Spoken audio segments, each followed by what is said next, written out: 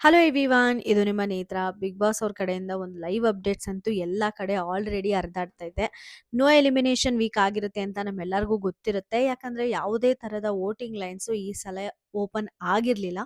But ಇಲ್ಲಿ ಒಂದು secret room ಅನ್ನೋ ವಿಚಾರ ಆ ಕಡೆ ಈ ಕಡೆ ಸಿಕ್ಕಾಪಟ್ಟೆ ಹರಿದಾಡ್ತಾ ಇದೆ. ಅದೇನು ಎತ್ತ ಅಂತ ತಿಳ್ಕೊಳ್ಳೋದಕ್ಕಿಂತ ಮುಂಚೆ ನನ್ನ ಚಾನಲ್ಗೆ ನೀವು ಯಾರಾದರೂ ಸಬ್ಸ್ಕ್ರೈಬ್ ಮಾಡಿಲ್ಲ ಅಂದ್ರೆ ದಯವಿಟ್ಟು ಸಬ್ಸ್ಕ್ರೈಬ್ ಮಾಡ್ಕೊಳ್ಳಿ. ವಿಡಿಯೋಗೆ ಲೈಕ್ ಮಾಡೋದನ್ನ, ಕಮೆಂಟ್ ಮಾಡೋದನ್ನ ಯಾವುದೇ ಕಾರಣಕ್ಕೂ ಮರ್ತೋಗ್ಬೇಡಿ. ನಿಮ್ಮ ಪ್ರಕಾರ ಯಾರಿಗೆ ಸೀಕ್ರೆಟ್ ರೂಮ್ಗೆ ಕಳ್ಸಿದ್ರೆ ಚೆನ್ನಾಗಿರುತ್ತೆ, ಅಂದ್ರೆ ಯಾರನ್ನ ಸೀಕ್ರೆಟ್ ರೂಮ್ಗೆ ಕಳ್ಸಿದ್ರೆ ಚೆನ್ನಾಗಿರುತ್ತೆ, ಯಾಕೆ ಅನ್ನೋದನ್ನ ನನಗೆ ಕಮೆಂಟ್ ಸೆಕ್ಷನ್ ಅಲ್ಲಿ ತಿಳಿಸಿ ಅಂತ ಹೇಳ್ತಾ, ಇನ್ನು ಡೈರೆಕ್ಟ್ ವಿಚಾರಕ್ಕೆ ಬರೋದಾದ್ರೆ, ನಿನ್ನೆ ಎಪಿಸೋಡ್ ಯಾರ್ಯಾರು ನೋಡಿರ್ತೀರೋ ಅವ್ರೆಲ್ಲರಿಗೂ ಅನ್ಸಿರುತ್ತೆ ಒಂದ್ ಸ್ವಲ್ಪ ಹೀಟ್ ತರೋ ಒಂದು ವಿಚಾರ ನಡೆದಿದ್ದು ಮೋಕ್ಷಿತಾ ಮತ್ತೆ ತ್ರಿವಿಕ್ರಮ್ ಇವರಿಬ್ಬರದು. ನಮ್ಮ ತ್ರಿವಿಕ್ರಮ್ ಅವರು ಬಿಗ್ ಬಾಸ್ ಅವ್ರು ಮಾಡಿದ್ದು ತಪ್ಪು ಅನ್ನೋ ತರ ನಮ್ಮ ಗೌತಮಿಗೆ ಎಕ್ಸ್ಪ್ಲೇನ್ ಮಾಡಿರ್ತಾರೆ. ಅಷ್ಟೇ ಅಲ್ದೇನೆ ಕಲರ್ಸ್ ಕನ್ನಡ ಅಲ್ಲಿ ಅವ್ರು ವರ್ಕ್ ಮಾಡ್ತಿರೋದ್ರಿಂದ ಐಶ್ವರ್ಯನ ಸೇವ್ ಮಾಡೋದಕ್ಕೋಸ್ಕರ ಈ ತರ ಒಂದು ನ್ಯೂ ಸೆನ್ಸ್ ನ ಕ್ರಿಯೇಟ್ ಮಾಡಿ ಶೋಭಾ ಶೆಟ್ಟಿನ ಆಚೆ ಹಾಕಿದ್ದಾರೆ ಅನ್ನೋದನ್ನ ಗೌತಮಿ ಅವ್ರ ಹತ್ರ ತ್ರಿವಿಕ್ರಮ್ ಅವರು ಡಿಸ್ಕಸ್ ಮಾಡಿದ್ರು. ಅದನ್ನ ಲೈವ್ ಆಗಿ ಟೆಲಿಕಾಸ್ಟ್ ಕೂಡ ಬಿಗ್ ಬಾಸ್ ಟೀಮ್ ಅವರು ಮಾಡಿದ್ರು. ಅದ್ರ ಬಗ್ಗೆ ಒಂದ್ ಸ್ವಲ್ಪ ಬಿಸಿ ತಟ್ಸೋ ಒಂದು ಪ್ರಯತ್ನ ಅಂತೂ ಸುದೀಪ್ ಸರ್ ನಮ್ಮ ತ್ರಿವಿಕ್ರಮ್ಗೆ ಮಾಡಿದ್ರು. ಅದಾದ ನಂತರ ನಮ್ಮ ಮೋಕ್ಷಿತ್ ಅವ್ರ ಮ್ಯಾಟ್ರು, ನನಗೆ ಸ್ವಾಭಿಮಾನ ಇಂಪಾರ್ಟೆಂಟು ಅಂತ ಕ್ಯಾಪ್ಟನ್ಸಿ ಕಂಟೆಂಡರ್ಸ್ ಟಾಸ್ಕ್ ಅಲ್ಲೇ ಅವರು ಪಾಲ್ಗೊಳ್ಳಲ್ಲ.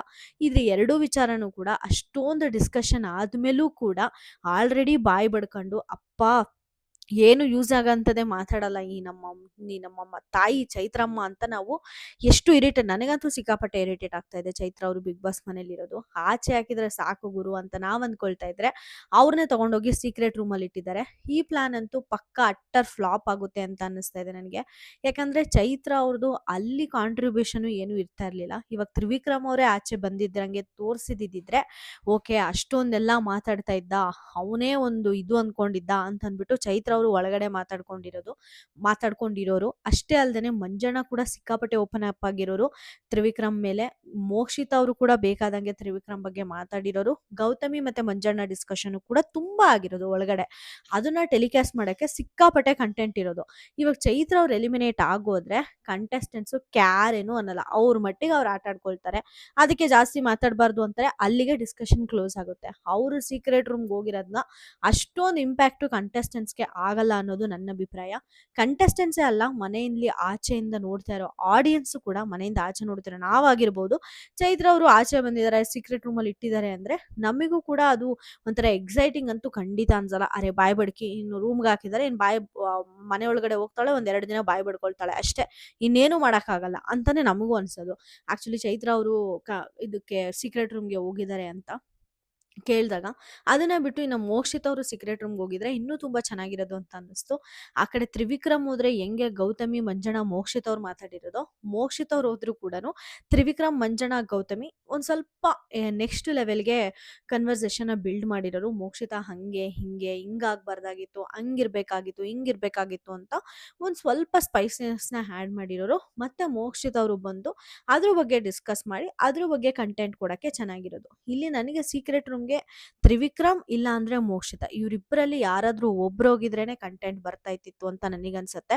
ಇನ್ಫ್ಯಾಕ್ಟ್ ತ್ರಿವಿಕ್ರಮ್ ಮೋಕ್ಷಿತ ಇವರಿಬ್ರು ಹೋಗಕ್ ಆಗ್ಲಿಲ್ಲ ಅಂದ್ರೂ ಕೂಡ ಅಟ್ಲೀಸ್ಟ್ ಐಶುನೋ ಭವ್ಯವನಾದ್ರೂ ಕೂಡ ಕಳಿಸ್ಬೋದಾಗಿತ್ತು. ಐಶುನ ಬಿಟ್ರೆ ಭವ್ಯ ಅಂತೂ ಕಳಿಸಿದ್ರೆ ಅಟ್ಲೀಸ್ಟ್ ಟ್ರಿಗರ್ ಅಂತೂ ಆಗಿರೋದು. ಮೋಕ್ಷಿತ ಅವ್ರು ಟ್ರಿಗರ್ ಆಗಿರೋರು, ಗೌತಮಿ ಮಂಜಣ್ಣ ಇವರೆಲ್ಲ ಟ್ರಿಗರ್ ಆಗಿರೋರು. ಮತ್ತೆ ನಮ್ಮ ತ್ರಿವಿಕ್ರಮ್ ಕೂಡ ಆಲ್ರೆಡಿ ಸಿಕ್ಕಾಪಟ್ಟೆ ಕ್ಲೋಸ್ ಆಗಿರೋದ್ರಿಂದ ಭವ್ಯ ಅವ್ರ ಒಂದು ಎಮೋಷನಲ್ ಕಂಟೆಂಟ್ ಕೂಡ ಆ ಒಂದು ಮೂಮೆಂಟ್ಗೆ ಸಿಕ್ಕಿರೋರು. ರಜತ್ ಅವರು ಕೂಡ ಸಿಕ್ಕಾಪಟ್ಟೆ ಫೀಲ್ ಆಗಿರೋರು. ಯಾಕಂದ್ರೆ ರಜತ್ ಅವ್ರಿಗೆ ಕೂಡ ಭವ್ಯ ಅಂದ್ರೆ ಸಿಕ್ಕಾಪಟ್ಟೆ ಇಷ್ಟ. ಒಂದು ಫ್ರೆಂಡ್ ಝೋನ್ ಅಲ್ಲಿ ಅವ್ರಿಗೆ ಬಿಗ್ ಬಾಸ್ ಅಲ್ಲಿ ಯಾರಾದ್ರೂ ಒಬ್ರು ಇಷ್ಟ ಆಗ್ತಾರೆ ಅಂದ್ರೆ ಅದು ಫಸ್ಟ್ ಪ್ಲೇಸ್ ಭವ್ಯಗೌಡ ಅವರೇ ಆಗಿರ್ತಾರೆ ರಜತ್ಗೆ.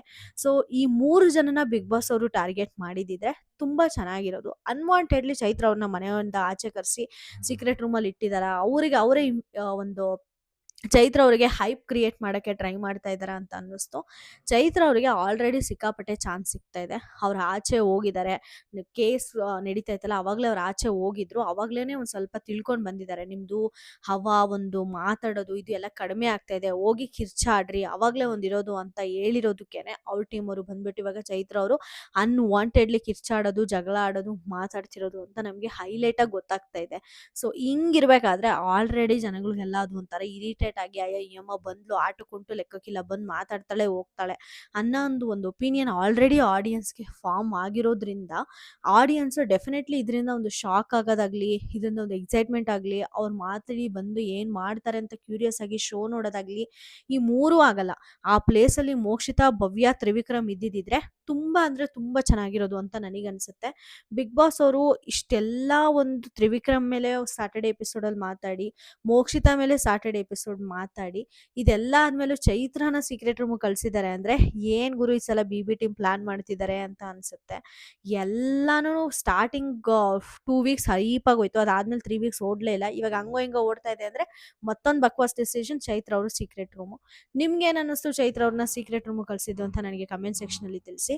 ಅಷ್ಟೇ ಅಲ್ಲ, ಸ್ಯಾಟರ್ಡೆ ಎಪಿಸೋಡ್ ಅದಾದ್ಮೇಲೆ ತುಂಬಾ ಜನ ಡಿಸ್ಕಸ್ ಮಾಡ್ತಿರೋದು ಏನು ಅಂದ್ರೆ ಇನ್ನ ತ್ರಿವಿಕ್ರಮ್ ವಿನ್ ಆಗಕ್ಕೆ ಸಾಧ್ಯನೇ ಇಲ್ಲ, ಅವನು ಕ್ಲೋಸ್ ಚಾಪ್ಟರ್ ಬಿಟ್ಬಿಡ್ರಿ ಅಂತೆಲ್ಲ ಮಾತಾಡ್ತಾ ಇದ್ದಾರೆ. ಬಟ್ ಬಿಗ್ ಬಾಸ್ ಅಲ್ಲಿ ಬೀಳ್ಸಕ್ಕೆ ಒಂದೇ ಒಂದು ಸೆಕೆಂಡ್ ಸಾಕು, ವಿನ್ನರ್ನ ಮಾಡೋಕ್ಕೂ ಕೂಡ ಒಂದೇ ಒಂದು ಸೆಕೆಂಡ್ ಸಾಕು. ಆಟ ಯಾವ ಮೂಮೆಂಟ್ ಅಲ್ಲಾದ್ರೂ ಚೇಂಜ್ ಆಗ್ಬೋದು. ಈಸಿಯಾಗಿ ಜಡ್ಜ್ ಮಾಡೋದು ಕರೆಕ್ಟ್ ಅಲ್ಲ ಅಂತ ಅನ್ಸುತ್ತೆ.